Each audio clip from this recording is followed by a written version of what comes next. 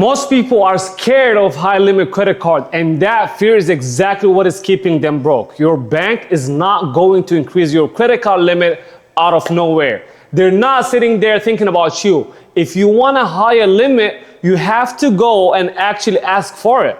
And you should be doing that every 3 to 6 months minimum.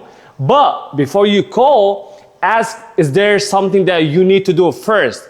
Because banks increase limits for people who look like they actually need more room, not people who barely use what they already have. So you need to make the move that you're already using your credit card heavily. Run the balance up. Show them that you're really spending money. Show them some activity, and then pay it off completely before the statement date. So every time you do that, you're showing the bank that your current limit is too small for what you actually want. And then you're creating a case already for them to give you more before you even pick up the phone and call them. Keep doing that consistently for a few months, and then call and actually request for an increase.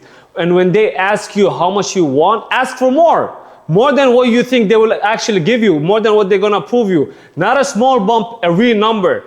And I will give you an actual example. So someone I know had a credit card that been holding it since 2002. And the limit was 4,000. He never asked for an increase before, never touched it properly, whatever. And then one time I told him, listen, just call them motherfuckers and ask them for an increase. Guess what? They literally bumped it from $4,000 to $15,000 from one single call in the same day. And he didn't even get on hard inquiry, just a conversation. It is that easy, it's that simple. And honestly, that person should have asked at least for $30,000. Because the worst they can say is what? No. And then you just negotiate your way down. You never lose anything by asking for more. So now, here's the part that most people skip over because they're not thinking big enough. A lot of people are actually scared of high limits. They think if they have $50,000 available, they're going to spend $50,000. And if that is genuinely how you think about credit, then yes, that is a fucking problem. But the solution is not to stay at low limit. The solution is to fix how you see credit card. So you need to understand the credit card limits, credit card money is not a shopping money. It is leverage.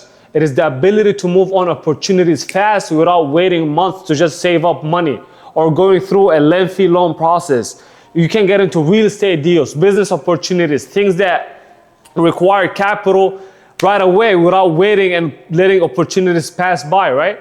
And if you cannot trust yourself to hold $40,000 in available credit without spending it responsibly, then that means you're not ready to manage real money anyway. And building that discipline now at this level is what we're gonna prepare you for bigger numbers later down the road. Now scale this and it really gets interesting. So let's say you have 5 cars at $10,000 each, $50,000 in available credit, right? And that is one person. Now imagine 5 people in a trusted group, all of them friends, they know each other, with what? With $100,000 available credit. That is $500,000 of purchasing power that can move into real estate, into an asset, into a property, into a business acquisition, something real, something tangible. And that is how people who don't come from generational wealth actually start building a generational wealth. Not by saving slowly from a salary, by actually understanding how credit works, by building real limits, and then using leverage the way other people with money have always used it. Do you understand? So I want you to start with your own credit cards. Request an increase every 3 to 6 months, and then use the wash method that I just explained to build up your case.